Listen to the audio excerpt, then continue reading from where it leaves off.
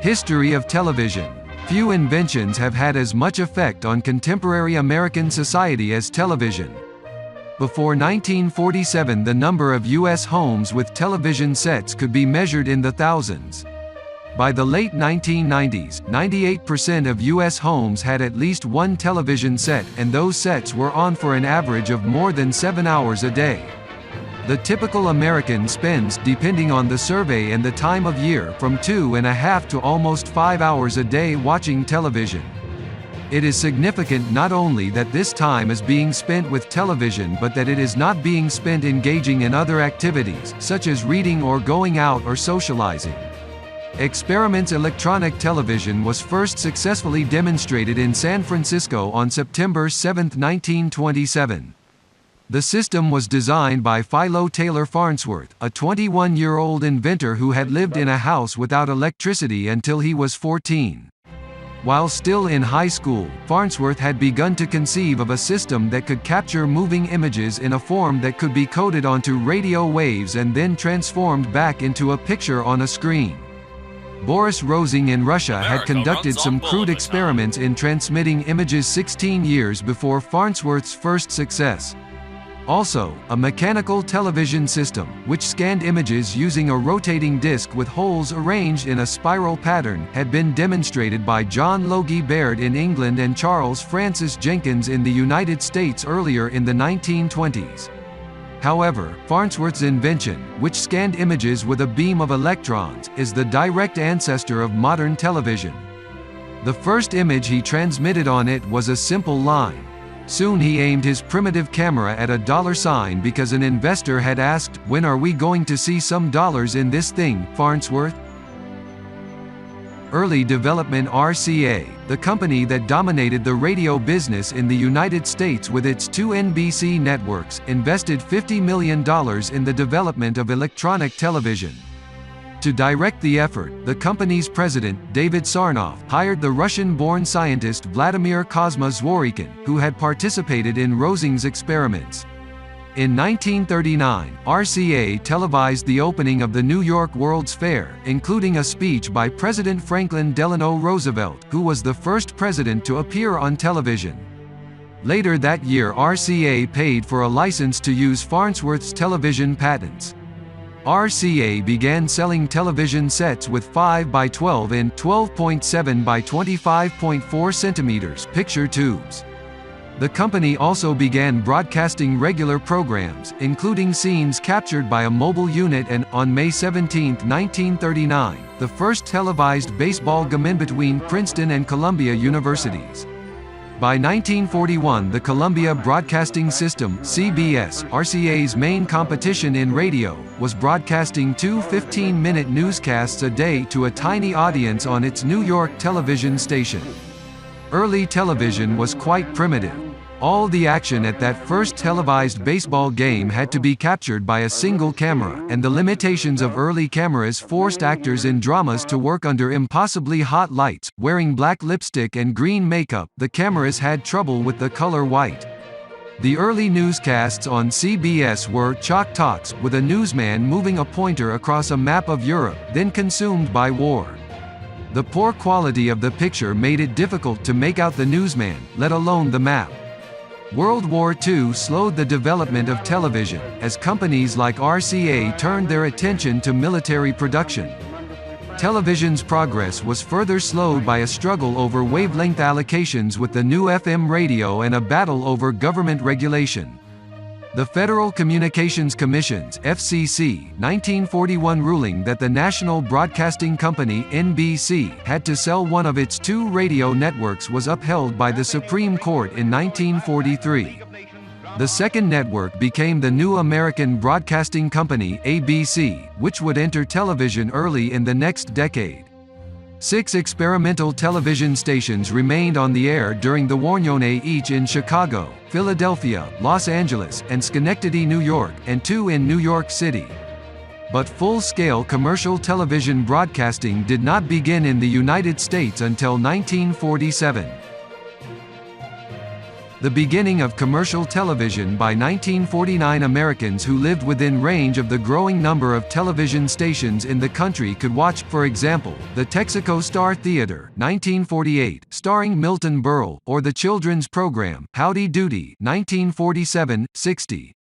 They could also choose between two 15-minute newscasts: CBS TV News, 1948, with Douglas Edwards, and NBC's Camel News Caravan, 1948, with John Cameron Swayze, who was required by the tobacco company sponsor to have a burning cigarette always visible when he was on camera.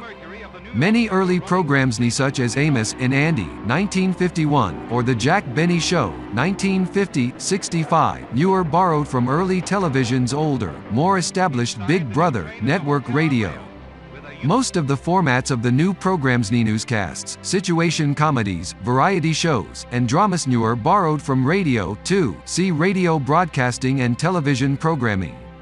NBC and CBS took the funds needed to establish this new medium from their radio profits. However, television networks soon would be making substantial profits of their own, and network radio would all but disappear, except as a carrier of hourly newscasts. Ideas on what to do with the element television added to radio, the visuals, sometimes seemed in short supply.